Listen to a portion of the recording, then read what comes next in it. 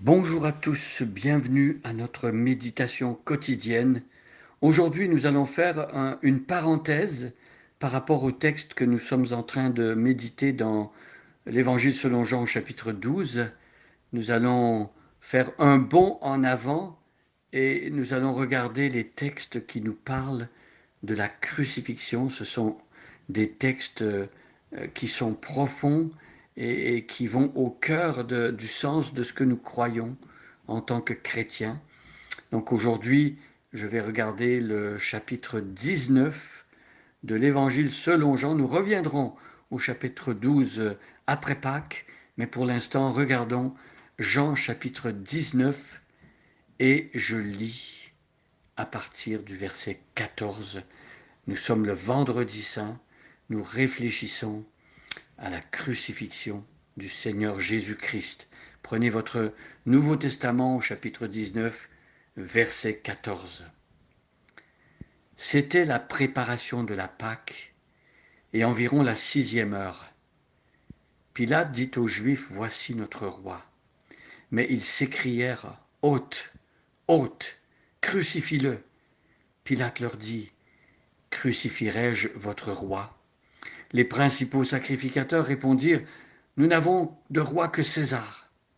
Alors il le leur livra pour être crucifié. Ils prirent donc Jésus et l'amenèrent. Jésus portant sa croix arriva au lieu du crâne qui se nomme en hébreu Golgotha. C'est là qu'il fut crucifié avec deux autres avec lui, un de chaque côté et Jésus au milieu. Pilate fit une inscription qu'il plaça sur la croix et qui était ainsi conçue, Jésus de Nazareth, roi des Juifs. Beaucoup de Juifs lurent cette inscription, parce que le lieu où Jésus fut crucifié était près de la ville. Elle était en hébreu, en grec et en latin. Les principaux sacrificateurs des Juifs dirent à Pilate, n'écris pas roi des Juifs, mais écris qu'il a dit, je suis roi des Juifs. Pilate répondit, ce que j'ai écrit, je l'ai écrit. Les soldats, après avoir crucifié Jésus, prirent ses vêtements et ils en firent 4 parts, une part pour chaque soldat. Ils prirent aussi sa tunique, qui était sans couture, d'un seul tissu depuis le haut jusqu'en bas, et ils se dirent entre eux, ne la déchirons pas, mais tirons au sort à qui elle sera. Cela arriva afin que s'accomplît cette parole de l'Écriture. Ils se sont partagés mes vêtements, ils ont tiré au sort ma tunique. Voici ce que firent les soldats. Près de la croix de Jésus se tenaient sa mère et la sœur de sa mère, Marie, femme de Clopas, et Marie de Magdala. Jésus, voyant sa mère, et auprès d'elle le disciple qu'il aimait, dit à sa mère, femme, voilà ton fils. Puis il dit au disciple, voilà ta mère. Et dès ce moment, le disciple la prit chez lui. Après cela, Jésus, qui savait que tout était déjà consommé, dit, afin que l'écriture fût accomplie, j'ai soif. Il y avait là un vase plein de vinaigre. Les soldats en remplirent une éponge et l'ayant fixée à une branche d'hysope, ils l'approchèrent de sa bouche. Quand Jésus eut pris le vinaigre, il dit, tout est accompli. Et baissant la tête, il rendit l'esprit. Dans la crainte que les corps ne restassent sur la croix pendant le sabbat, car c'était la préparation, et ce jour de sabbat était un grand jour, les Juifs demandèrent à Pilate qu'on rompît les jambes aux crucifiés et qu'on les enlevât.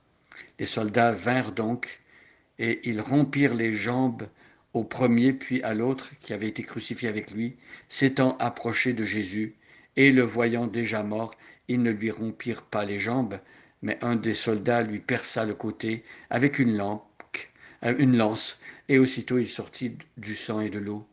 Celui qui l'a vu en a rendu témoignage, et son témoignage est vrai, et il sait qu'il dit vrai, afin que vous croyiez aussi. Ces choses sont arrivées afin que l'écriture fût accomplie, aucun de ces os ne sera brisé. Et ailleurs, l'écriture dit encore, ils verront celui qu'ils ont percé. Alors je m'arrête au verset 37.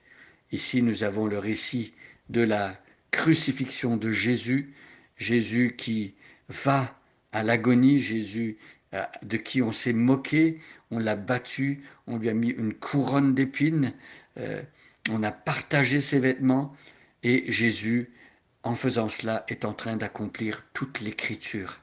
Il a accompli toutes les prophéties et il a satisfait aux exigences de Dieu, Dieu qui offre son propre Fils comme un agneau innocent, et le sacrifice de Jésus va remplacer pour toujours tous les sacrifices d'animaux. Les animaux ne pouvaient pas prendre la place d'un être humain. Les sacrifices de l'Ancien Testament étaient insuffisants, ils étaient temporaires, ils couvraient momentanément les péchés du peuple, mais à chaque année il fallait revenir au temple pour offrir à nouveau un animal. Mais Jésus, lui, il est l'agneau de Dieu qui ôte, qui enlève le péché du monde. Ici, on voit Jésus qui est traité avec violence, Jésus qui a été lâché par les gens de son peuple, même ceux qui avaient vu les miracles étaient parmi la foule, certains d'entre eux, et ont crié crucifie-le. Pilate euh, n'a pas eu le courage de s'opposer à la crucifixion de Jésus, même que les autres évangiles nous disent que sa femme a eu un songe et elle a dit à son mari de ne pas toucher à Jésus, mais Pilate, qui est mis en face d'une pression terrible de la part de la foule et des chefs religieux qui voulaient se débarrasser de Jésus, Pilate n'a pas pu résister. Pilate a préféré la gloire des hommes, plaire aux hommes, plutôt que plaire à Dieu. Et donc il a laissé Jésus être crucifié. Mais cette crucifixion de Jésus n'est pas un accident. C'était voulu par Dieu. On voit autour de la croix qu'il y a des femmes courageuses. Il y avait la mère de Jésus, la sœur de sa mère, Marie, femme de Clopas, Marie de Magdala, et Jésus même, alors qu'il est à l'agonie, sur le point de mourir, il confie sa maman à un de ses disciples, à Jean. Vous voyez que même sur la croix, Jésus pense à sa mère, il pense aux autres, il n'est pas centré sur lui-même. Et Jésus va boire et on va vouloir lui donner du vinaigre, il va refuser, il va prendre une éponge, on veut l'approcher, on veut donner quelque chose pour empêcher Jésus de sentir la douleur, mais il ne va pas prendre ce genre de drogue, mais il va pourtant expirer, et en expirant, il dit « tout est accompli ». Alors, cette phrase en elle-même, elle est puissante. Tout est accompli.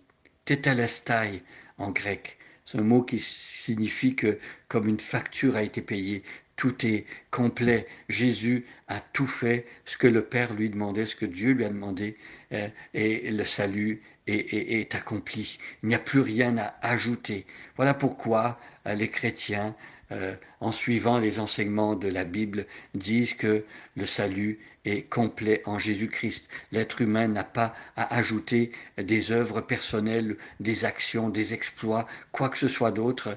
L'être humain reçoit comme un mendiant, les mains ouvertes, ce que Jésus a à offrir. Ce que Jésus offre, c'est le salut éternel, le pardon des péchés, la vie nouvelle et la vie avec Dieu. Voilà. Et c'est en croyant dans l'œuvre parfaite et complète de Jésus que nous obtenons la rédemption. Jésus a payé le prix. Et on voit ensuite dans la suite du récit que certains ont voulu prendre des dispositions pour que le corps soit enlevé de la croix pendant le sabbat. Et quand on a voulu casser les jambes de Jésus, Jésus était déjà mort et on lui a percé le côté, et tout cela accomplissait des versets de l'Écriture. Et voilà donc que Jésus accomplit parfaitement tout ce qui était prédit et prévu par la loi de Moïse et par les écrits de l'Ancien Testament. Nous pouvons avoir confiance aux Écritures et nous pouvons avoir une totale confiance dans ce que Jésus a fait. Et à la fin de notre passage, c'est écrit, ces choses sont arrivées afin que l'Écriture fût accomplie. Et c'est écrit également, l'Écriture dit encore, ils verront celui qu'ils ont percé. Et c'est un texte dans le livre de Zacharie.